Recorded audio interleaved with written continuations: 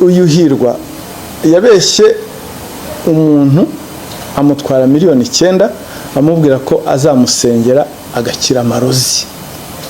Ubwo bari bahuye mu rusengero, uyu aragenda akajya no mu rusengero akamaramo igihe hari umuntu ashakaho amakuru atagetinga, yamara kuyamenya cyane mu mbabare kuba mbivuze cyane abakunze kwesikuruka ni igitsina gore, kubeshya abakobwa ko abakunda, kubeshya abakobwa urukundo.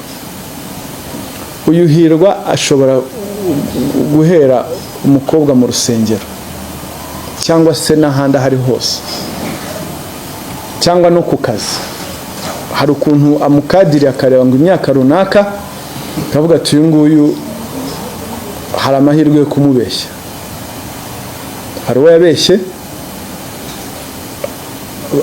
barakundana, akajya ajya n'iwabo bamuzi, akajya afata imodoka akagenda akamufata ku kazi,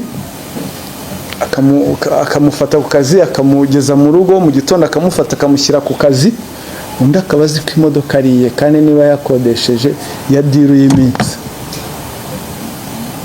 Hanyuma umukobwa aramwizera, uyuhirwa atangira kumubwira ukuntu azamufasha kujya muri Canada kwikubitira umukobwa mu 3,000 by'amadolari. Amaze kubona ko umukobwa byoroshye kuyatanga, akajya mwongera ndi 500, 200, yegereye umugore ubumwe muri bari abantu bafashwe, amubwira ko aziranye n'umugabo we, amubwira ko ashaka kwitura umugabo we. Ubwo yituraga ni umugabo muri abo bafashwe, ko uwo mugabo we yamugiriye neza cyane, ashaka kumwitura akamufunguza. Noneho amubwira ko agiye kumuha, amusaba amafaranga 1,135,000. Ayo mafaranga rero yavugaga ko ari ayo kugira ngo asubizwe muri babantu bibwe ikibanza, bagurishijwe ikibanza.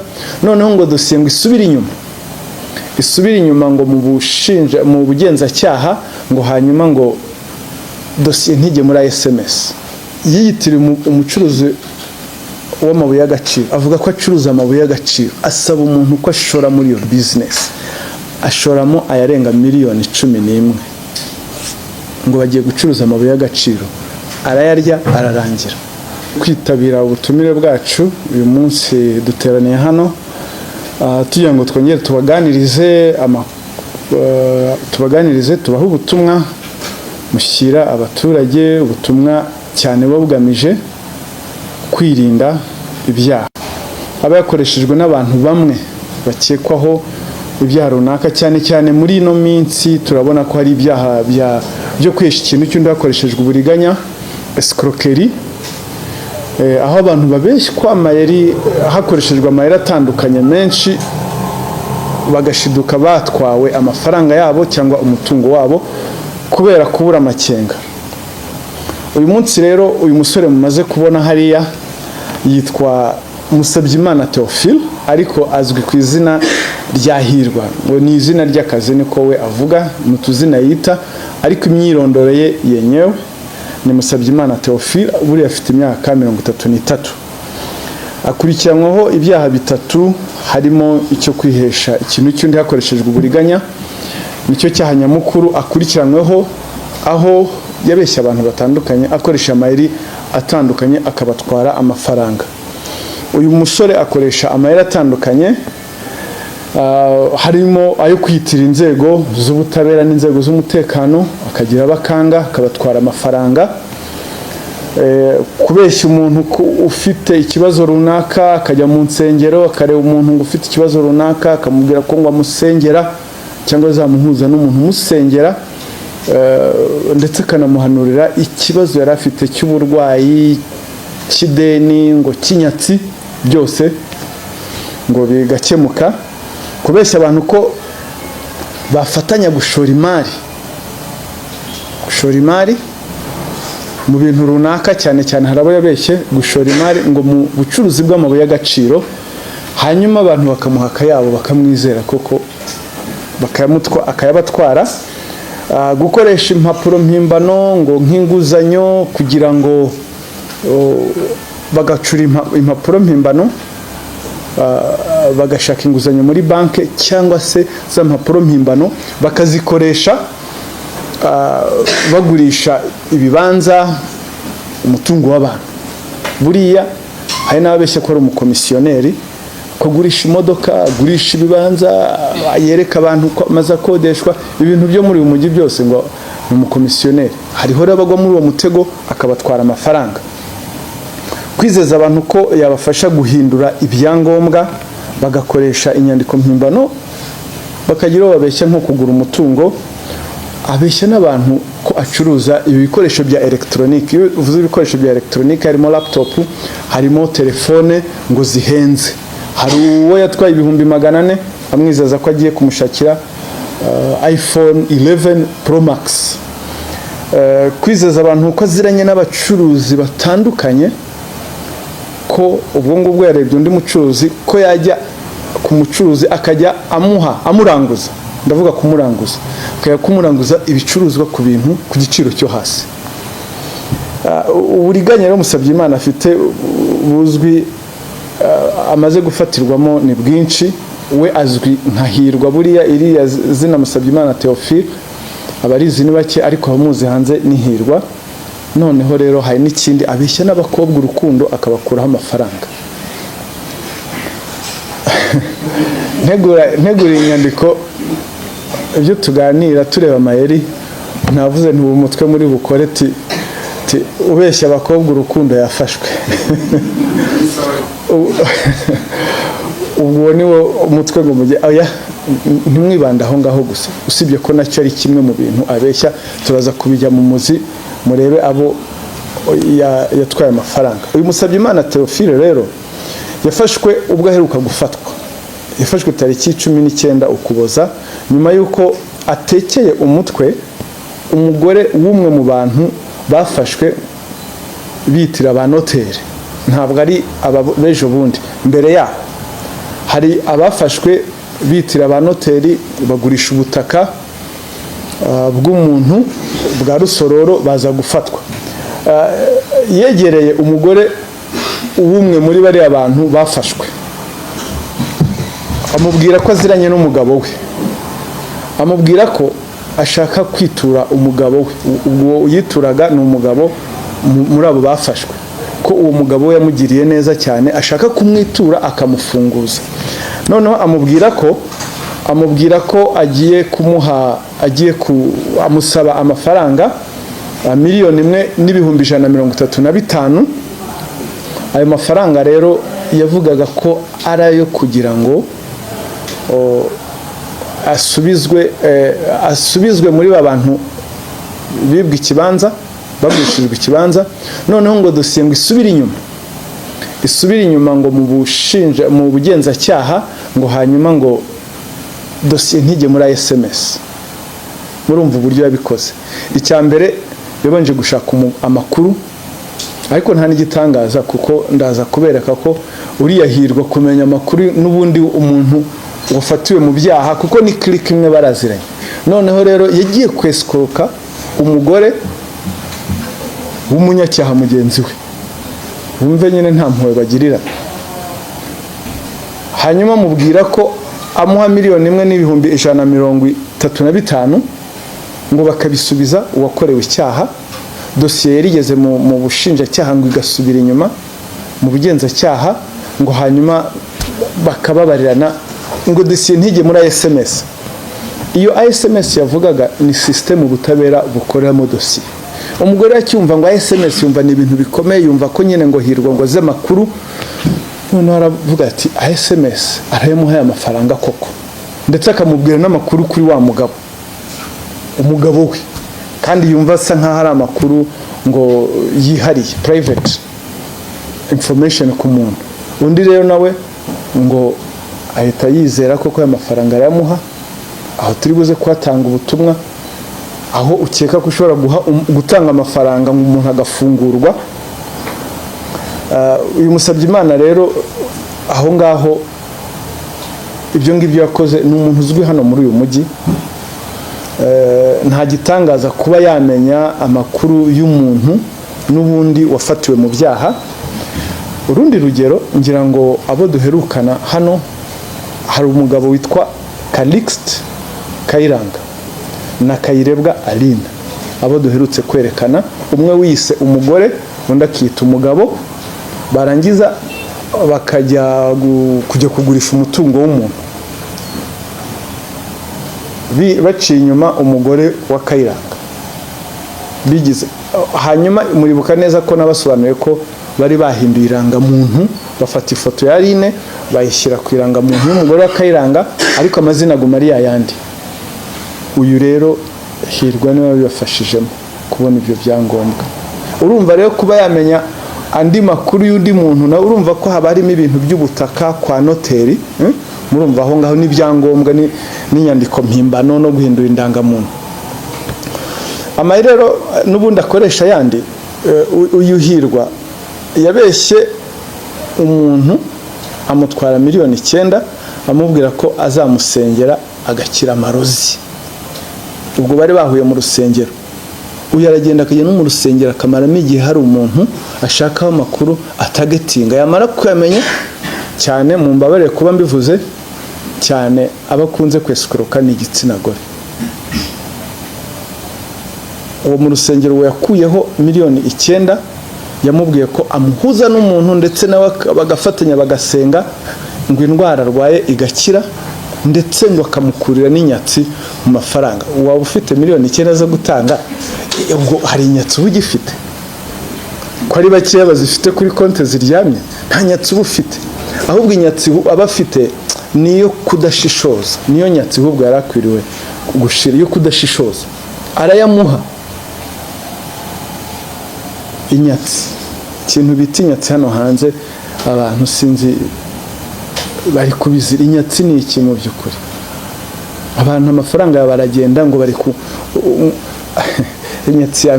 inyatsi ya mbere bafite no kutagira amakenga ugatanga amafaranga yabo. Ubwo ngubwo miliyoni arayimuhaye, arabeshye ngo inyatsi, ubwo amafaranga baragiye miliyoni 9. Musabyimana Theophile alias Hirwa yabeshye nanone ko azamuhuza n'umucuruzi ngo ucuruza telefone amuha ibihumbi 400, telefone ya 11 Pro Max iPhone, amafaranga arayatwara. Mbwira, iyo wowe ugiye gucuruza nako iyo ugiye kugura telefone, ni ngombwa ngo uce ku muntu runaka? Ntabwo ari itegeko. Wagiye ukajya mu iduka ukagura, kuki ugomba gucunga umuntu? Ariko ubwo ngo ari yamubeshye ngo yarengaho azayamwishyurira, ubwo babanje kubigiraho inshuti. Bihera mu rusengero, bihera muri business, bihera mu rukundo. Urumva we point ze ni mu rusengero, karaba afite weakness ku rukundo, umukobwa akamwizeza urukundo n'abadamu, hanyuma n'abandi bafite ibibazo mu butabera. Izo nizo area ze n'abandi b'ibyangombwa. Ikindi cya gatatu, ubundi buryo bwa gatatu, yiyitira umucuruzi w'amabuye y'agaciro, avuga ko acuruza amabuye y'agaciro, asaba umuntu ko ashora muri iyo business, ashoramo ayarenga miliyoni 11 ngo bagiye gucuruza amabuye y'agaciro, arayarya ararangira. Hari ukuntu yitwara buriya, afata imodoka akayikodesha, akirirwa agenda mu mujyi, wamubona ukavuga ati uyu mwana yagezeyo kabisa, yakize akiri muto, ku myaka ya 33, kubera ibyo akubwira, ibyo avuga. Kwizera abantu ko yabafasha guhinduza ibyangombwa, ushaka ibyangombwa runaka, mutation, akaba yabigukuriraho. Urumva nyine n'abantu b'amanyanga, guhinduza ibyangombwa mu buryo bwa shortcut, urumva ko n'ubundi baba ari amanyanga, wangiza ukiyandikishaho umutungo cyangwa se ukikuraho. Ibyo byose ni ibintu by'amafuta abeshya abantu. Ikindi cya gatanu, kwizeza abantu ko aziranye n'abacuruzi, abacuruzi baranguza ibicuruzwa byinshi, yamara ngo kubahuza akagukuraho amafaranga, ubundi akayagutwara.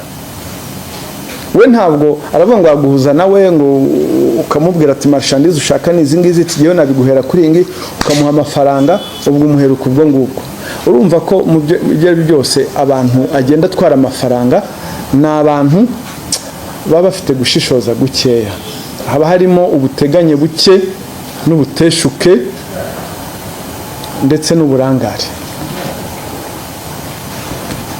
Kwizeza abantu ko yabafasha, ikindi ubona kiri kugenda kizamuka cyane, kubeshya abakobwa ko abakunda, kubeshya abakobwa urukundo. Uyu Hirwa ashobora guhera umukobwa mu rusengero cyangwa se n'ahandi ahari hose, cyangwa no ku kazi. Hari ukuntu amukadiri akareba ngo imyaka runaka, akavuga ati uyu nguyu hari amahirwe yo kumubeshya. Hari uwo yabeshye, barakundana, akajya ajya n'iwabo bamuzi, akajya afata imodoka, akagenda akamufata ku kazi, akamufata ku kazi, akamugeza mu rugo, mu gitondo akamufata akamushyira ku kazi, undi akaba azi ko imodoka ariye kandi niba yakodesheje ya diru y'iminsi. Hanyuma umukobwa aramwizera, uyu Hirwa atangira kumubwira ukuntu azamufasha kujya muri Canada, kwikubitira umukobwa mu 3,000 by'amadolari. Amaze kubona ko umukobwa byoroshye kuyatanga, akajya amwongera 500,000, 200,000 ngo by'ibyangombwa, imiti yanjye yagize gute, ibintu mu by'ukuri uri umuntu ushishoza utakwemera. Iwabo bamuzi, nyina w'umwana amuzi, abona ari umwana w'umusore rwose ufite ngo vision. Impamvu rero tuba twabahamagaye nk'ubu ngubu, hariho abamuzi nka Hirwa, ariko mu by'ukuri amazina ye mwayabonye ni Musabyimana Theophile. hariho nawe ubwe ibyo yatwibwiriye ati ntabwo yibuka abo yabeshye. Impamvu tuba tubasabye ko dufatanya muri ubu buryo ni ukugira ngo ayo makuru amenyekane hanze, hatazagira undi azongera kubeshya. Ndetse niba hari n'abo yabeshye batongeye kumubona, baze batange ikirego, kuko twabonye ko muri no minsi, ngira ngo ubushize naberetse bari abantu ejo bundi bafashwe, Kayiranga Calixte na Kayirebwa Aline, bafashwe bishingiye ku makuru twari twaratanze mbere. Ba noteri barahumuka, bagira amakenga. Abantu rero babeshywa urukundo, abantu babeshywa kwinjizwa muri business, ababeshywa gushora amafaranga muri business runaka, ngira ngo nimubagizeho amakuru hashobora kuba hari ababaye victim, hari ababeshywe ibintu nk'ibi ngibi. Ubwo butumwa rero mudufashe, mudutumikire, mubageze kuri abo bantu. Niba hari ufite ikirego akaba Hirwa yaramuciye muri humye, ndagumya gukoresha Hirwa kuko niryo azwiho hanze, ariko ni Musabyimana Theophile atera intambwe yegere RIB hano i Remera, atanga ikirego gikurikirana, cyongerwe ku bindi. Araregwa ibyaha 3. Icyaha cya mbere no kwesha ikintu cy'undi yakoreshejwe uburiganya, gukoresha inyandiko mpimbano, kwitira urwego rw'umwuga. Uyu mu bihe bitandukanye subwa mbere akurikiranyweho ibi byaha. Uyu musore Hirwa Musabyimana Theophile ntabwo ari ubwa mbere akurikiranyweho ibi byaha. Uburiya uko mumureba ibyaha akurikiranyweho, itariki ya 10 kwezi kwa 10 mwaka wa 2023 urukiko rwisumbuye rwa Nyarugenge rwamuhanishije igihano cy'igifungo cy'umwaka umwe mu igororo rya Nyarugenge rizwi nka Mageragere. Indi myaka 2 arayisubikirwa mu gihe cy'imyaka 3. Ubu yongeye gufatwa akiri mu myaka yasubikiwe.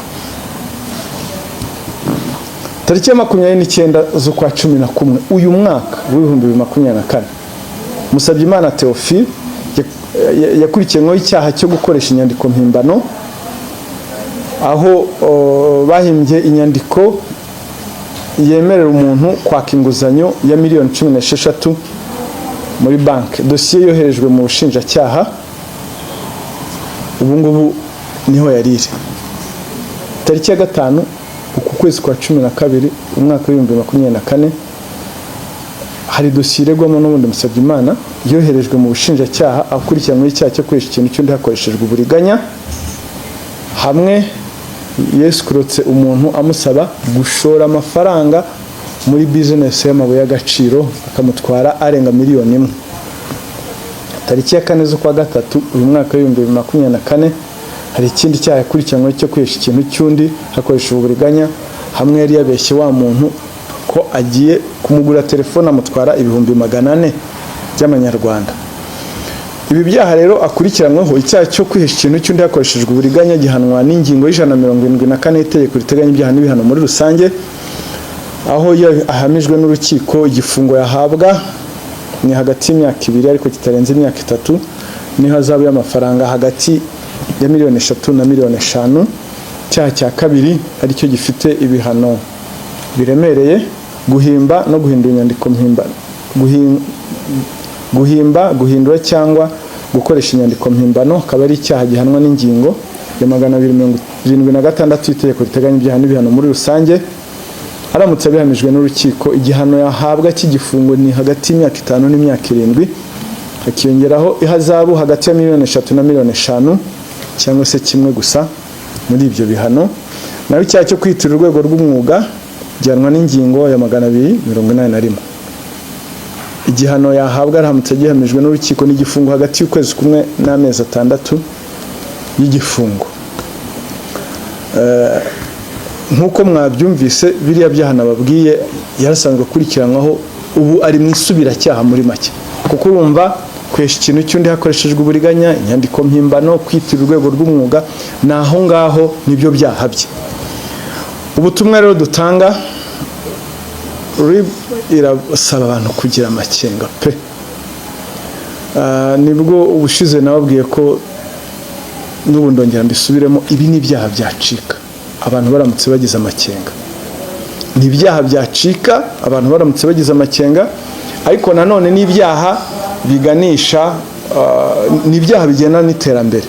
Ibyaha byo kwihesha ikintu cy'undi hakoreshejwe uburiganya ni ibyaha bigendana n'iterambere. Mu ruhe rwego nuko abantu nkuriya Hirwa Theophile azi neza ko bya byaha byo kunigana, byo gutera amakace, ibyo twita violent crimes, iyo agikoze byanze bikunze inzego z'umutekano z'ubugenzacyaha zimugeraho mu masegonda. Abantu rero kuko babona ko ingamba zigenda zikara, igihugu gifite umutekano kidashaka violent crime, iyo mvuga ni ibyaha bikoresheje kiboko violent, abantu bagenda bimuka bava muri ibyo byaha bajya mu byaha ibyo bita white collar crimes, akagushuka ukamwihera amafaranga. Ubu hariho n'abantu batinye gutanga ibirego kuko babona ko ngo bibateye isoni, umuntu nkuriya ngo aranshuka, ngo escroquerie, ubundi abajya kwivuga ni bakeya, ngo yandushije ubwenge. Ababivuga ni bakeya, ariko icyo tubabwira nubwo baba kwescrotse uko byagenda kose, ni byiza ko utanga amakuru, kuko white collar crime niwo wabimwihereye. Ukumva ukuntu umuntu yakubwiye ngo shora ngo tanga miliyoni 9 ngo gukize inyatsi, cyangwa ngo gusengere, ngo ubumva biteye isoni. Abenshi barabiceceka, ariko icyo tutababwira si ngombwa kubiceceka. Turasaba abantu rero kugira amakenga, kuko ibi byaha byashira byarangira. Ubundi butumwa dutanga, si ngombwa ngo umuntu niba yakwijeje urukundo utangire kumurekurira amafaranga yawe, uzamwegura umutungo wawe mwabanye, kuko iyi si ni mbi cyane. Araza akakwereka urukundo mu buryo buteye ubwoba, agakora ibyo bidashoboka, nawe ukavuga ati urukundo. Niba rero wari ufite na karanse y'urukundo, akaziba icyuho ukavuga ati uyu niwe nanasubijwe, kandi mu by'ukuri arakuryoshya. Urabona n'ibintu biri abnormal. Ese umuntu ntagira akazi aragupikinga buri gitondo, akakudoropinga, akongera akagufata ku kazi, wakora akazi ke ryari. Kandi noneho wanamubaza tukora iki se?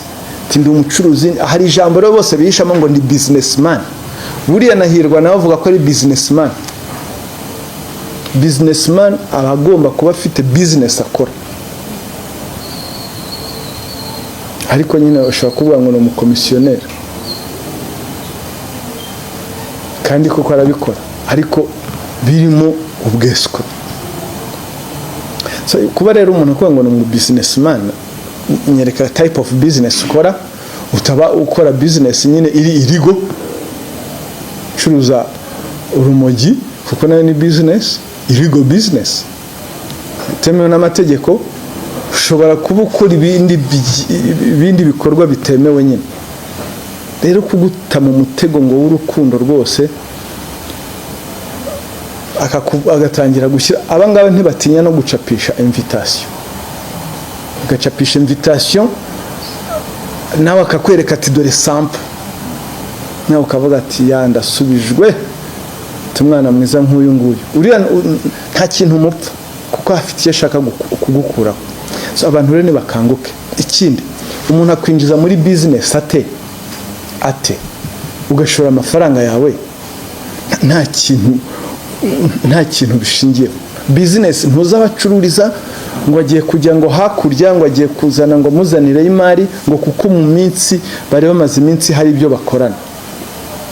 Ntabwo uyu nguyu kwiba, ntabwo akwiba umunsi wa mbere, arabanza akakuryoshya. Ndetse ashobora no kuvuga ati shora, akakwereka ko akungukiye, akongera ugashora, akakwereka ko akungukiye, ukaryoherwa, none ukazana menshi, akayatwara, akakubabaza, akagukubita ahababaza. Abafatanyabikorwa beza rero, ubutumwa rwose mugeze ku Banyarwanda, kandi ndasaba umuntu wese utega amatwi ubu butumwa, bugira ubwawe ubusangize na mugenzi wawe. Maze hari ikintu bababwira ngo iby'i Kigali ntawe uvuga, business yawe ikora bucece. Iyo ubibwiye abandi baragutobera. Ubwo icyo bakubwira ntugire ubibwira ngo akugire inama, akubwira ngo bari kugutamo, bari kugushuka, ngo byino tubikora bucece. Za ndirimbo ibintu bya bucece, buriya hari bya bucece bitari. None se gushora, nibura nawe ushaka amakuru y'uriya muntu, yakubwiye ngo yitwa Hirwa gusa.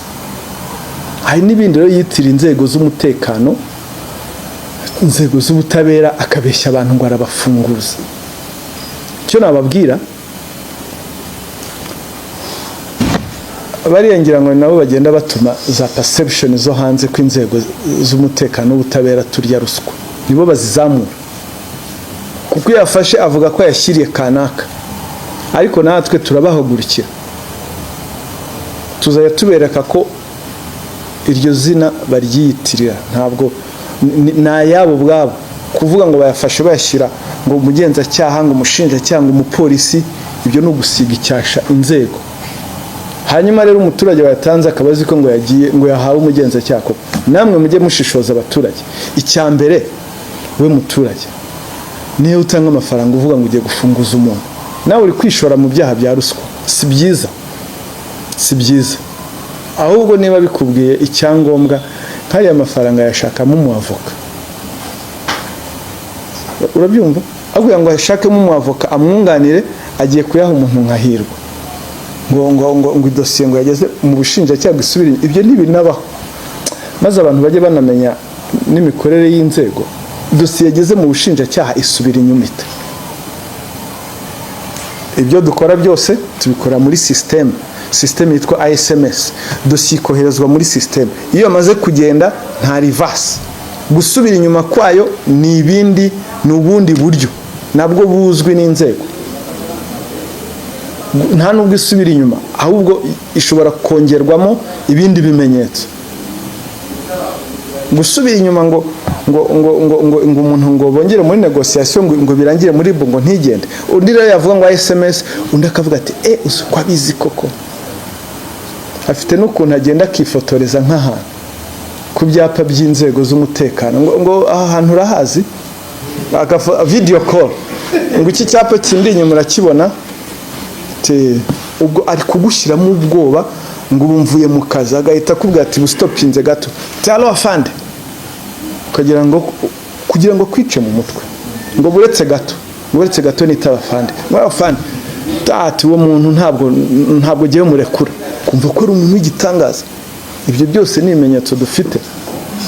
Ikindi kintu abeshya abantu ngo inzego z'umutekano ngo n'ubutabera ngo zigufunze ngo nta muntu ngo zemerera ko ngo umwavoka mugeraho cyangwa iki. Byo no gusiga icyasha maze umuturage ubyemera nawe turabasaba ko ibyo bintu bivaho. Urumva hari perception abantu batwara babwiwe n'umuntu nkayirwa ngo baragufunga ngo ntabwo bakugera ngo n'umwavoka ze ngo twamukwemerera. Ubwo nibyo avuga yifashe video inyuma muri background hari icyapa cy'urwego runaka. Undi rero nawe akadugudu gatuzi kwa muntu ari hatari. Ubwo ibyo ni ibintu dusaba ko abantu bagira amakenga n'ibyaha byashira bakareka kugira ubuteganye buke, bakagira amakenga iteka ryose igihe bagiye gutanga amafaranga, ndetse bagatanga amakuru ku muntu babwiye ngo agiye kubafasha ngo deal yo gufunguza umuntu. Ibyo ntibibaho. Ubundi butumwa abacuruzi kuko nabo urumva ko barimo kukubwira ngo ndaguhuza n'umuntu ngo ucuruza imari ku giciro gitoya urangiza ukamuha amafaranga ngo abe ari wo kugirayo. N'ubuteganya buke pe. Burya umuntu ntugomba kumwizera ku mafaranga yamuhe gutya. Ese uramuhera iki? Araremereye wakwigireyo ukagira. Ibyo byose ni ibyaha dutekereza ko bizashira igihe cyose abantu bazaba bagize amakenga, igihe cyose abantu bagomba kugira kwihaharika ntibagire ubuteganye buke, kuko akenshi amafaranga nibo bayitangira. Murakoze. Cheetah Magic.